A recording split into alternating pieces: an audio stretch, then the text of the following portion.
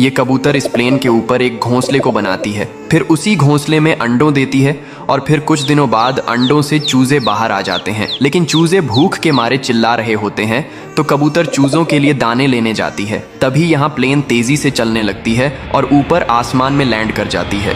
बेचारे चूजे डर के मारे चिल्ला रहे होते हैं। तभी अचानक से एक बाज चूजों के ऊपर हमला कर देता है और सभी चूजे नीचे गिर जाते हैं और मर जाते हैं। कबूतर ये सब देखकर रोने लगता है क्योंकि किसी ने लाइक सब्सक्राइब नहीं किया।